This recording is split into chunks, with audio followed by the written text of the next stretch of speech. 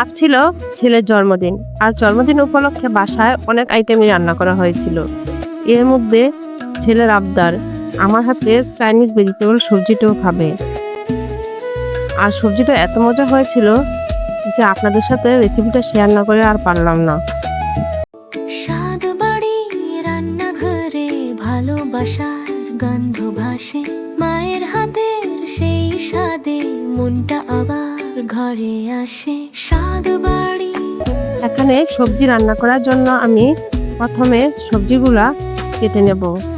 সবজির মধ্যে আমি গাজর, বটবটি, ফুলকপি আর পেঁপে নিয়েছি। যে কোনো সবজি দিয়েই করা যাবে, আপনাদের পছন্দ মতো সবজি নিয়ে নেবেন। নিয়ে এগুলো একটু পাতলা পাতলা করে ছোট করে কেটে নিয়েছি। তারপর আমি একটি হাঁড়িতে পানি বসিয়ে দিয়েছিলাম।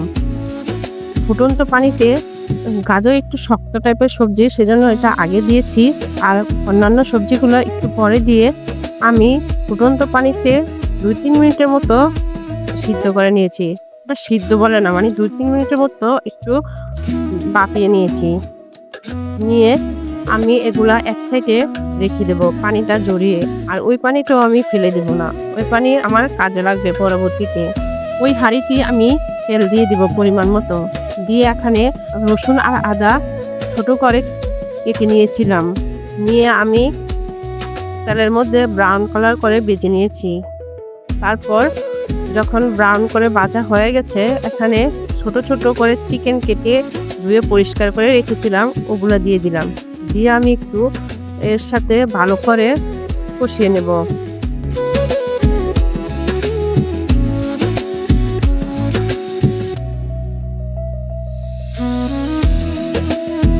আর এর সাথে অ্যাড করে দিব গোলমরিচের গুঁড়া। দিয়ে এখন একটু সময় নিয়ে আমি কষাতে থাকবো চিকেনগুলো সিদ্ধ হওয়া পর্যন্ত। 6-7টি কাঁচামরিচ মাঝখান দিয়ে চিড়ে দিয়ে দিব।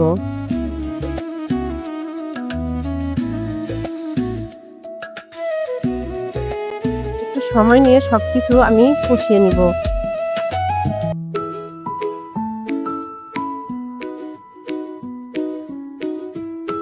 এখন দিয়ে দিব স্বাদ মতো লবণ।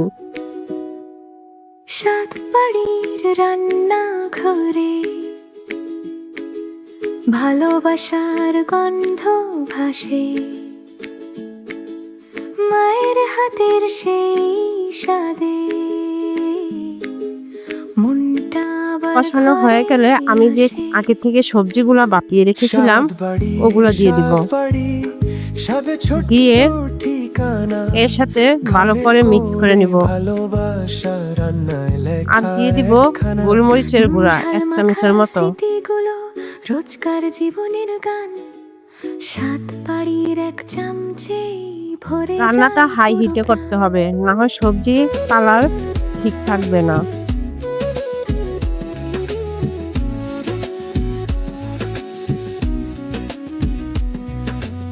আর আরেকটি কথা, আমি 1 চিমটি চিনি দিয়ে দিয়েছিলাম।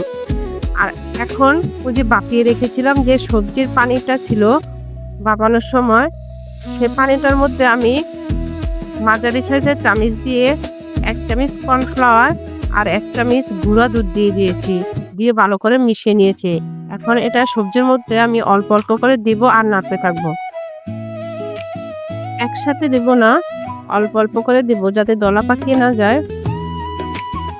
অল্প অল্প করে দিব আর নাড়তে থাকবো।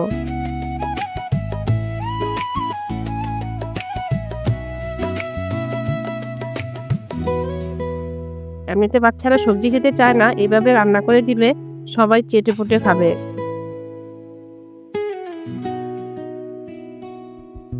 নামানোর আগে দিয়ে আমি কিছু লাল ক্যাপসিকাম আর পেঁয়াজ একটু মোটা করে কেটে নিয়েছিলাম 4 ভাগ করে, সেটা আমি এখানে দিয়ে দিব। এতে সবজিটার কালারও সুন্দর আছে, একদম সবুজ সবুজ আছে, আর দেখতেও সুন্দর লাগতেছে। তো আমার সবজি রান্না এখন কমপ্লিট।